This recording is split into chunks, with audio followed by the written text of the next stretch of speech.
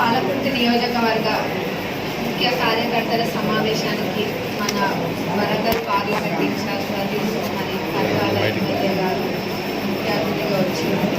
మన రేపు ప్రకాష్ ఎన్నో విషయాలు ఇక్కడ మా పాలకుర్తి ప్రజలకు చక్కగా అర్థమయ్యేటట్టుగా చెప్పి వాళ్ళలో ఒక మోటివేషన్ తీసుకొచ్చింది. ఇదే కాదు, మేము ఎక్కడ ఉన్నా కానీ మన పార్లమెంటు నుంచి మంచి మెజారిటీ తీసుకురావాలని ఎల్లవెల్లలా మా అందరికీ కూడా సూచనలు ఇస్తున్నారు. మరి మేమందరం కూడా అదే విధంగా పోరాడుతున్నాము. మరి మన పాలకుర్తి నియోజకవర్గం నుంచి కూడా మంచి మెజారిటీ తీసుకొస్తామని కూడా మాట ఇవ్వడం జరిగింది. ఈరోజు అన్న ఇక్కడికి వచ్చి పరిస్థితులను చూసి తప్పకుండా పాలకుర్తిలో మెజారిటీ వస్తుందని అన్న కూడా చెప్పిండు. మరి ఇంకా బీఆర్ఎస్ వాళ్ళ గురించి మాట్లాడుకోవాలంటే వాళ్ళు గతంలో చేసింది ఒరగబెట్టింది ఏం లేదు, కానీ ఈరోజు ఒకటి కొత్తది ఏదో మభ్యపెట్టాలని చూస్తున్నారు ప్రజల్ని. 20 మంది ఎమ్మెల్యేలు వస్తారు, మరి 6 నెలల్లో ప్రభుత్వం కూలిపోతుంది. మరి అదే కాకుండా మా ముఖ్యమంత్రి గారే బీజేపీలోకి వెళ్తారంట. మరి వాళ్ళకి పిచ్చి పట్టిందన్న అలా ఏమనాలో అర్థం కావట్లేదు. ఇప్పుడు పడతలేదు వాళ్ళకి. అమ్మ పెట్టదు అడుక్క తిననియదు అన్నట్టుగా ఉంది వాళ్ళ కథ. వాళ్ళు ఉన్నప్పుడు వాళ్ళు ఎట్లాగో ప్రజలలోకి వచ్చి వాళ్ళ సమస్యలు తెలుసుకోలేదు, ఏవి కూడా పరిష్కారాలు చేయలేదు. మరి ఆ రోజు దళితులకి 3 ఎకరాలు ఇస్తా అని వాళ్ళు ఇవ్వలేదు.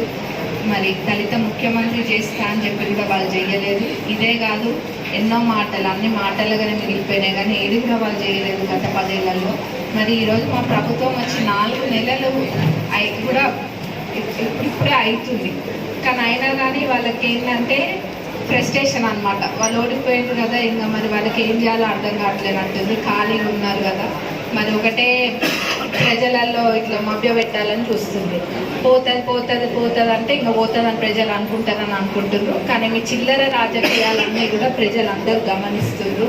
మరి ఇప్పుడు మిమ్మల్ని చూసి వాళ్ళకి చీగొట్టడం ఒకటే తక్కువ ఉంది. 4 నెలల ప్రభుత్వాన్ని పట్టుకొని ఏం మాట్లాడుతుండ్రు మీరు? 10 ఏళ్లలో మీరు ఉద్ధరించింది ఏంటంటే అది కూడా ప్రజలలో చర్చ బాగా జరుగుతుంది.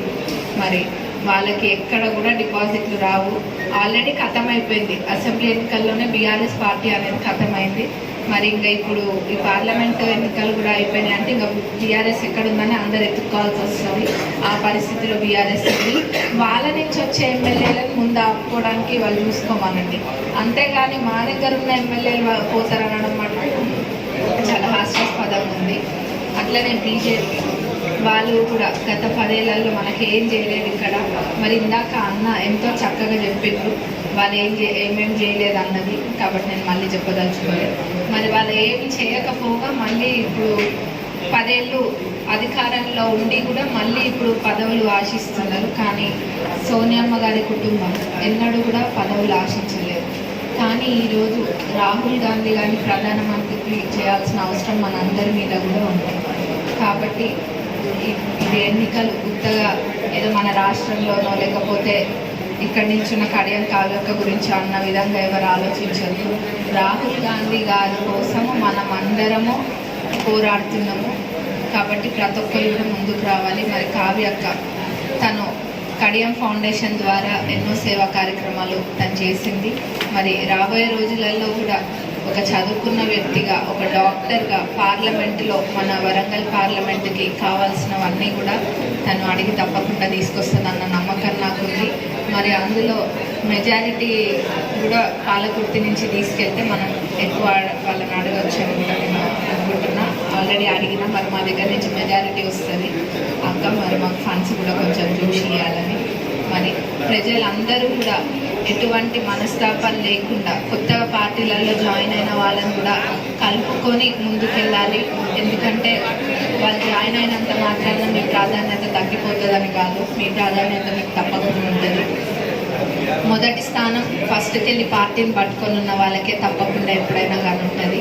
మరి దాని తర్వాత ఇందాక చెప్పినట్టు నవంబర్ 30వ తారీఖు తర్వాత వచ్చిన వాళ్ళకి 2వ ప్రాధాన్యత, మరి ఇంకా ఇప్పుడు వచ్చిన వాళ్ళకి 3వ ప్రాధాన్యత, ఆ తర్వాత ఇంకేం లేదు. మరి అందరూ కష్టపడి ఈ ఎన్నికలని రాబోయే ఇప్పుడు జనరల్ బాడీ ఎలక్షన్స్ కోసం కూడా ఉపయోగించుకోవాలి. మీ లీడర్షిప్ని బలపరుచుకోవాలంటే ఇదొక మంచి అవకాశం. కాబట్టి అందరూ కూడా ఆనాడు ఎట్లయితే పోరాడినో ఒక్కొక్క కాంగ్రెస్ కార్యకర్త అభిమాని ఒక సైనికుడిలాగా ఎట్లయితే పోరాడినో ఈరోజు కూడా అట్లనే ముందుకెళ్ళి కాంగ్రెస్ పార్టీని గెలిపించుకోవాల్సిన అవసరం తెలియజేస్తుంది.